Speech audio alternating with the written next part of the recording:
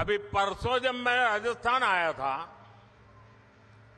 तो मेरा एक 1.5 मिनट का भाषण 90 सेकंड का भाषण और मैंने कुछ सत्य देश के सामने रखा और पूरी कांग्रेस और इंडी गठबंधन में ऐसी भगदड़ मची है, ऐसी भगदड़ मची है। मैंने सत्य रखा देश के सामने। कांग्रेस आपकी संपत्ति छीनकर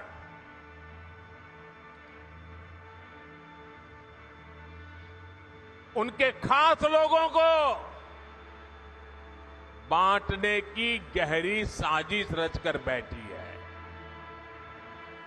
2-3 दिन पहले मैंने कांग्रेस की इस वोट बैंक की राजनीति, तुष्टीकरण की राजनीति का पर्दाफाश किया था। इससे कांग्रेस और उसको सिस्टम में उनको इतनी मिर्ची लगी है, इतनी मिर्ची लगी है कि वो हर तरफ गालियां देने में टूट पड़े। जो आए वो मोदी को गाली दे रहा है। मैं कांग्रेस से जानना चाहता हूं, आखिर कांग्रेस सच्चाई से इतना डरती क्यों है?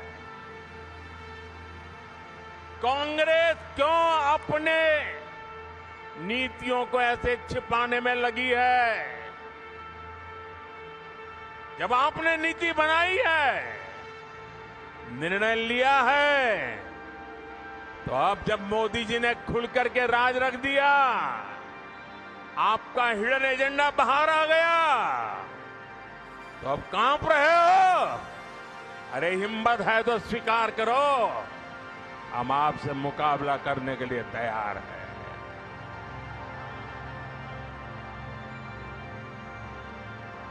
मैं ये बात देश को साफ साफ बताना चाहता हूं कि कांग्रेस वोट बैंक पॉलिटिक्स के दलदल में इतना धंसी हुई है कि उसे बाबा साहब के संविधान की भी परवाह नहीं है। और आपको पता होगा, उन्होंने मैनिफेस्टो में तो लिखा है कि आपकी संपत्ति का सर्वे करेंगे। हमारी माताओं बहनों के पास जो स्त्री धन होता है, जो मंगलसूत्र होता है, उसका सर्वे करेंगे। और फिर उनके एक नेता ने तो भाषण में कहा, एक्सरे किया जाएगा, एक्सरे किया जाएगा। बताइए, आपको मंजूर है क्या? ये मंजूर है क्या? क्या स्त्री धन पर हाथ लगा सकते हैं क्या? क्या मंगलसूत्र पर हाथ लगा सकते हैं क्या? ये पंजे की ये ताकत?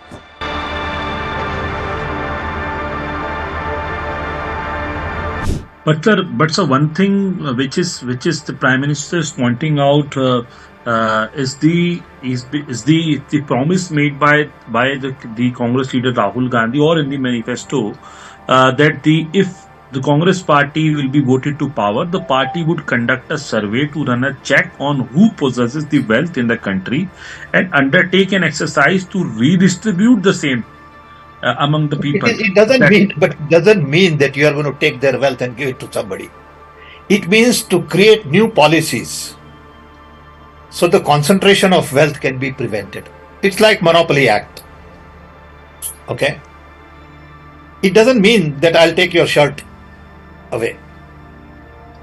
All right? That's how do you read that? I don't understand. How can you do that?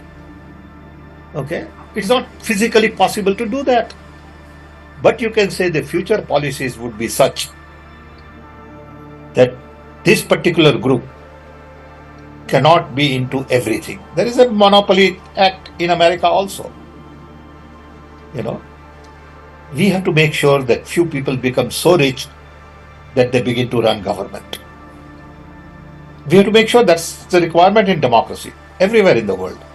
Nothing wrong in being rich, nothing wrong in accumulating wealth, but to what point? Let me tell you, in America, there is an inheritance tax. So if, let's say, one has $100 million worth of wealth, and when he dies, he can only transfer probably 45% to his children. 55% is grabbed by government.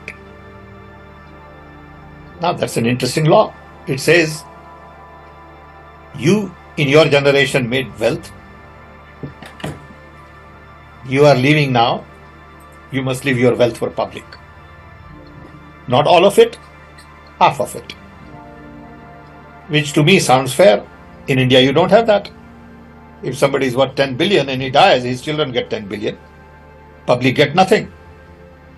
And law says, you get half of it, public gets half of it. So these are the kind of issues people will have to debate, discuss. I don't know what the conclusion would be at the end of the day. But when we talk about redistributing wealth, we are talking about new policies, new programs that are in the interest of the people and not in the interest of super rich only.